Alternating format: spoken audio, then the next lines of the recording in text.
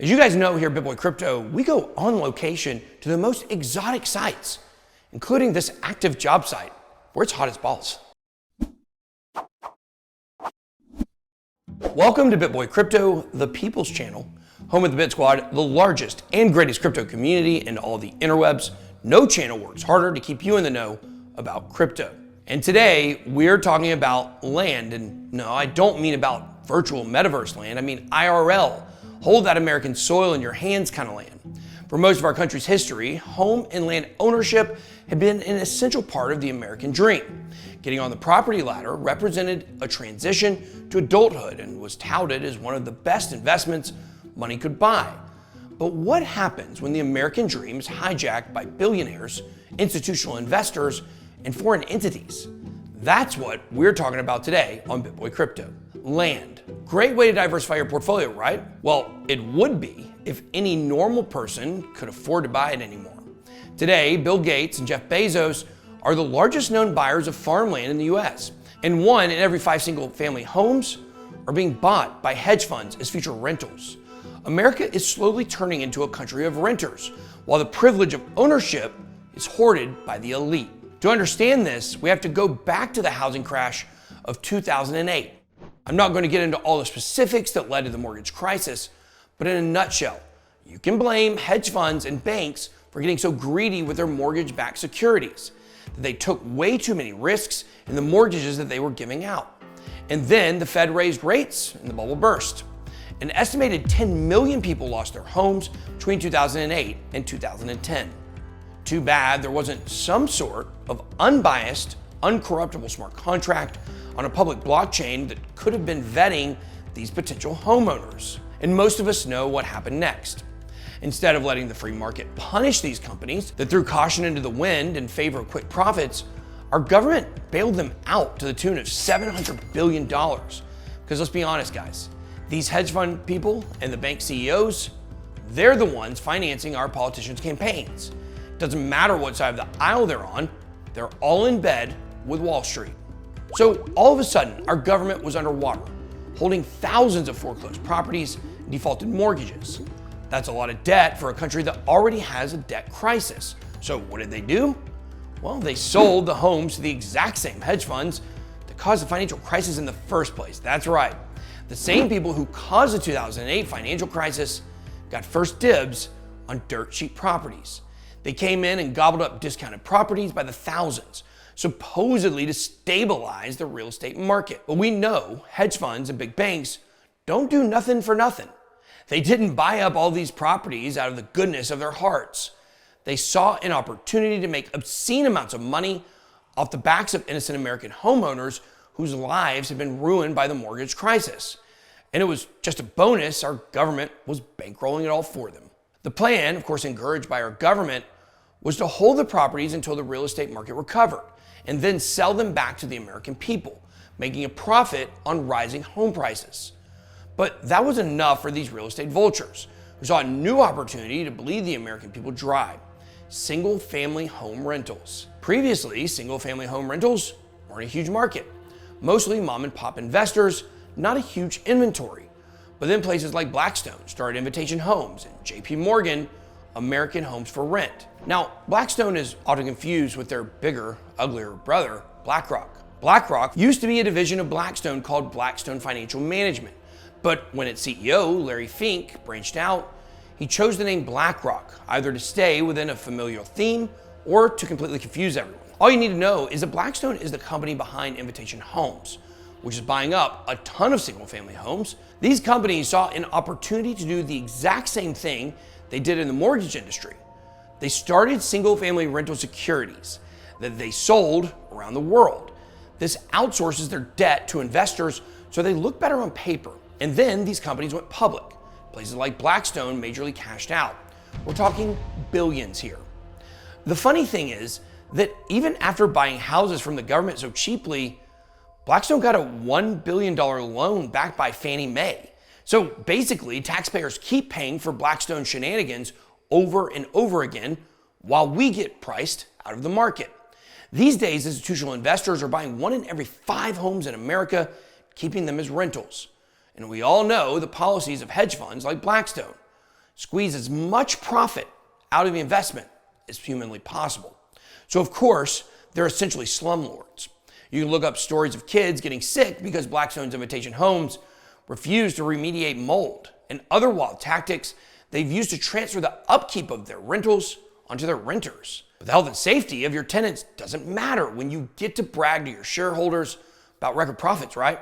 And Disney is also getting in on the residential real estate game by creating a venture called Story Living by Disney. They're building a planned community outside Palm Springs called Cotino, with condos and single-family homes, as well as shopping, dining, entertainment, a hotel, and a beach park. They previously owned a community called Golden Oaks that was close to Disney World and the entire town center and golf club of Celebration, Florida.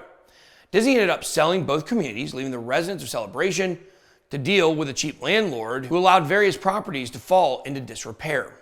Disney says Story Living developments are for fans who are looking for the Disney approach to detail and experience implemented in everyday life. And before you say, well, Ben, maybe it's worth it to have a discount at Disney World? No, you didn't get any perks for Disney products.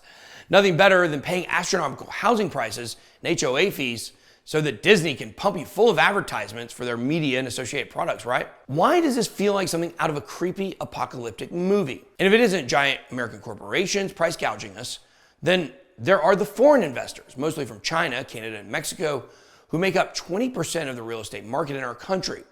But in certain states, it's really bad. In California, 25% of residential real estate goes to foreign investors. Texas and Florida, well, they've got it bad too. So why isn't the free market taking care of this? More demand for housing should equal more building, right? Well, the market in this country isn't exactly free, folks, no matter what those people in Washington want you to believe. Our government is in the market of making money for their campaign contributors. So they're constantly getting in the way of builders keeping up with housing demand. Unless their builder is backed by BlackRock, I'm sure they get all the permits fast-tracked. We need more attractive land use regulations and zoning restrictions so builders can build denser housing in areas that need it. These days, most builders are doing home remodels or teardowns that don't add inventory to the market. And we wonder why we have a national housing crisis on our hands. Because the Fed is raising rates again, the mortgage industry is experiencing crazy amounts of layoffs, but higher mortgage rates negatively impact regular Americans. They don't impact investors coming in with all cash offers.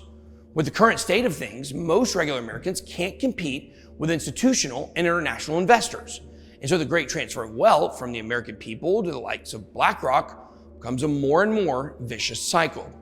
All the while, those huge institutional rental companies deny the problem they're creating, saying that millennials just have different values and aren't as interested in home ownership. You know, because millennials would rather buy avocado toast instead of their first home. It's about values, right? We'll just ignore the fact that millennials came of age during the financial crisis these huge financial institutions caused, and now can't afford to buy homes at astronomical prices due to government policies that only benefit their friends on Wall Street. What about you? Have you been trying to buy a home in this market? Leave a comment below and let us know how your experience has been. I've got a feeling I know what a lot of the comments are gonna say. Okay, so we know who's buying up all the houses in America, but there's a similarly insidious buy-up of farmland going on. Did you know Bill Gates owns more farmland than the entire acreage of New York City? Jeff Bezos owns double that. They say it's a way to diversify their portfolios. Real estate doesn't fluctuate like other markets do, and it's a great hedge against inflation, which is probably why there was a 2.4 million acre increase in foreign-owned farmland in 2020. They knew the government would print more money to pay for all that pandemic spending. And when institutions and big investors buy up farmland, it hurts farmers. They're getting priced out of their own communities. And there are already way fewer farmers than there were back in the day. Are Jeff Bezos and Bill Gates gonna roll up their sleeves and get to work hoeing and sprinkling seeds? Well, maybe hoeing. No, they're going to rent out the land at astronomical prices to farmers who already are having a tough time as it is. So that means the farmers shoulder all the risk associated with their harvest, like droughts or whether their food sells. But the landlords are guaranteed profit from both the rent and the increase in land. But farmland, that's a very specific buy. And I don't know about you, but I don't like the idea of Jeff Bezos controlling a bunch of farmland on top of owning Whole Foods and Amazon Fresh.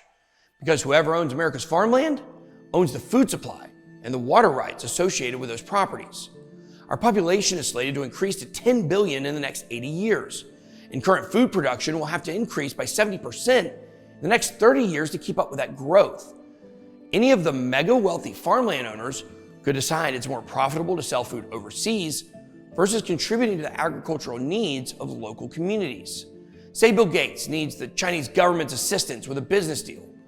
What's to stop him from offering crops grown on his land in exchange for their cooperation?